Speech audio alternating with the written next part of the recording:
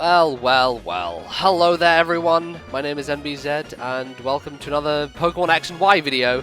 I haven't been really keeping up frequently with the Pokemon that have been released and the new ones that have been unveiled, so I thought today I would just do a video where I run down a few of the Pokemon that I haven't actually talked about yet, since my last video was quite a while ago. I've been down in London, been busy, so I thought I'd just go over them, give you my thoughts, and I don't know, I'll give them all a rating out of 10. How about that? That sounds fun. We'll give them a mark out of 10 as to how good they look slash are gonna be. I don't know. Whatever. Let's jump into the first one.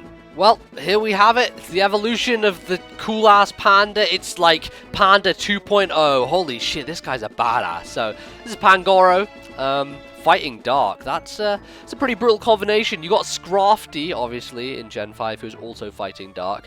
And, you know, Scrafty, I feel like Scrafty's going to be somewhat similar to how this guy's going to turn out. I feel like there's going to be a lot of HP. He's probably going to be a lot bulkier than Scrafty is, but I feel also quite slow. So it does kind of fit that mold of the tank. The nice, good old tank chugging along here. He's got access to Iron Fist and Mold Breaker, both of which were pretty good abilities, honestly. You know, as long as he gets Earthquake, then he can abuse that with steals that levitate and all that good stuff. And Iron Fist is great. Give him some elemental punches. I tell you what, all those elemental punches will help him out. And he's got stab on fighting moves. I'm not sure. I don't think close combat actually gets affected by Iron Fist. I think it has to have punch in the name for it to be affected by Iron Fist, though that is not certain.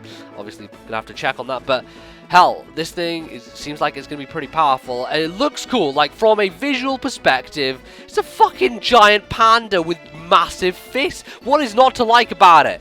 It's great. It gets Hammer Arm, apparently. That's one of its moves. I'm sure that there's going to be much more. Dark-wise, I'm not sure. Let's see. Crunch, obviously, Crunch is going to be up in there. Certainly physical. I'm not going on the special end. There's no doubt this thing's going to be a physical attacker. And that is going to be how it's going to roll. So it's cool. I give it a fucking 8.5 out of 10. We're doing a 20-point scale. Screw it. 8.5 out of 10. Let's move on to the next one. Is it a bird? Is it a plane? No, it's Talonflame. My lord, ladies and gentlemen, this thing looks so cool. I think that's the one thing that I'm going to take away from the fully evolved Pokemon we've seen so far. Most of them look like fucking badasses. I like that. I like that there's such good design going into these guys. So obviously we have another fire flying type. Unfortunate that the world we live in contains Stealth Rock, because it means it's going to be brutally murdered by them. And probably, unfortunately, means it's not going to be too high up in the tiers, which is a shame. You know, it looks so cool. And Stealth Rocks just kills stuff, man. It just murders it. It neutered Charizard, made Moltres useless, and doesn't help, you know. It will be used probably well in lower tiers, but obviously we still have to find out its stats. Its stats could be fucking incredible, who knows? But unfortunately, it's not really going to be probably that great. But you know, its known moves are apparently Flame Charge, Brave Bird, and Aerial Ace, which is pretty standard stuff. We're not really going out of the realm of impossible here, so unless they unveil some kind of weird ability which allows it to come in on Stealth Rocks, like Mountaineer from Cap. If you've played Cap before, you know that their special ability they made, called Mountaineer, allows Pokemon to switch in on Rock-type moves without taking any damage. Also applies to Stealth Rock. So, yeah, if for some reason the Pokemon Company would like to take that idea and run with it, I would be more than happy, but at the moment, probably not going to happen. So Talonflame's here, yeah. Evolves from Fletchling, I think it's called, the other one. And hell, looks pretty cool. But unfortunately, from a competitive standpoint, I don't think it's going to be too great. I think speed's obviously going to be a big factor here. We're probably looking about 120, maybe a little less, maybe 115 speed, upwards of that. And a nice special attack, I'm thinking. Or maybe physical. Although, thinking about it, all the moves it has been shown to have are physical. So that could throw a spanner in the works. And I guess that it may well go in that direction. Who knows? It's cool, though. I give it a, I don't know, 7.5? 7.5 is good.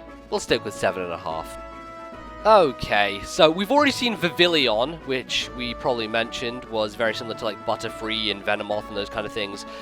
We now obviously know the two pre-evolutions, the first and second stages of Vivillon, known as Scatterbug on the left and Spupa on the right, and got something in my throat for some reason, but we'll continue. Yeah, this is very basic stuff that you'll find very start of the game. It's the Caterpie archetype, I like to call. You know, Fire Emblem has archetypes. Pokemon also has archetypes. Caterpie, Metapod, but for, you know, that's basically this. That's that family, that chain of evolution early on in the game. And I don't think there's much to comment on apart from I don't really care. Like, I guess Vivillon could be cool, but when it comes down to the first and second evolutions, you never really see them, you never really use them. They're pretty useless in a competitive setting. It's fun for like a lol scatterbug sweep, because I'm sure there'll be people on YouTube who do scatterbug sweeps. That's just how the internet works, you know? You take a crappy Pokemon and make it kill a ho-oh. That's how people get views. I'll tell you that much for free. And then you can go get the views. Sure, do that. So yeah, I expect to see a Scatterbug sweep sometime in the future, but that's about all I expect from it. It gets string shot, like that's something that we should be excited about. Whatever, man. I give these like a 4. Whatever, I don't care. They don't matter to me. Now, over the years in Pokemon, we have had our fair share of crab Pokemon. Kingler, Crawdon, to name a couple. But I've never seen anything quite as cool as this guy. The other crabs are very kind of bland colors. They don't really jump off the page. But look at that bright blue. It punctuates, man. It really jumps off into your eyes and is like, look at me. I stand out from the crowd. I'm just here to rock and roll. He looks, design-wise, fantastic. Certainly, I don't think this is going to be the final evolution. Seems like he's going to have bigger and badder forms. But for a first-stage Pokemon, I certainly couldn't really ask for anything cooler than this. Water-type, apparently. I certainly think that there will be a secondary type rolled in if it evolves, when it evolves, / whatever. And I hope that that's something like electric. The yellow of its kind of underclaw and its eyebrows seem to indicate perhaps maybe some sort of electric rolled into it. I would certainly enjoy that. I think it'd be a really cool addition. So far we know that it has Crab Hammer and Swords Dance, therefore pretty much confirmed it's going to be like a physical attacker. I can see this thing having Sky High attack backed up with perhaps high defense as well. I'm not sure how the speed's going to work out for it. I'm not sure if it's going to end up being a tank or perhaps a fast defensive offense. Yeah. You can't be perfect on every end, obviously. There has to be some kind of drawback. So maybe on the special side, it's going to be just pathetic, and it's going to have higher stats in you know, the physical end, and perhaps a high enough speed to sweep stuff. Who knows? But I like it. I give it a solid 8.5 as well. I give it an 8.5. I rank that among the same level as Massive Panda Guy, so we'll stick with it. That's cool. I like it. So, the final Pokemon I'm going to talk about today is Horsey. This one was left on the barbecue a bit too long. That's why it's called all brown and crispy. But no, this is Skrelp. This is a new Pokemon. This isn't a Horsey. But, man, as soon as I saw this, I thought, that is a Horsey that has been left on the barbecue a little bit too long. You know what I'm saying? It's got a bit crispy and crusty, you know, around the edges. And the poison has kind of seeped through. It's got all purple and dead. But apparently it's new. It's Skrelp, and it's poison water, which makes sense, as you can see the purpleness. And it is, of course, some kind of seahorse. So it does seem kind of pathetic, honestly. From a design standpoint, it's not really appealing to me that much. I'm sure that further down the evolutionary chain, it will become as badass as some of the third evolutions that we've seen so far. But for now, I don't really have a huge amount to say about it. I mean, I can't really comment too much on stats. I can perhaps say what I think its final evolution will end up being. I think it's going to be quick and frail. Very low defense, special defense, high attack, special attack, and speed. It's going to be a glass cannon. The definition of a glass cannon. It also knows Sludge Bomb as far as we know so far. That is a confirmed move. But other than that, we don't know a huge amount about this Pokemon.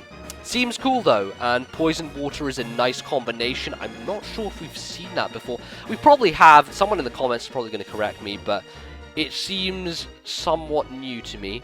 So I'll be interested to see how that works out, most certainly. But that's going to be pretty much it for this video. I have talked a lot longer on each Pokemon than I wanted to. And we have a lot more to cover, so I'm going to kind of split this in two. I'll give you one today, and then one maybe either tomorrow or on Saturday or something. I'll figure it out. But that's my thoughts on some of the new Pokemon. Oh shit, I have to give this guy a rating, don't I? I give him I don't know, man. I'll say a 5.5, a 5.5. How about that? There we go.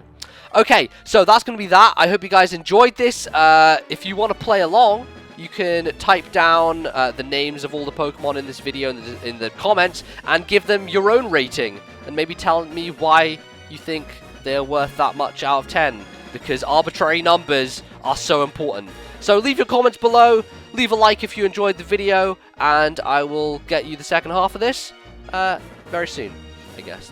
So thank you for watching, everyone. And I'll see you guys next time. Goodbye.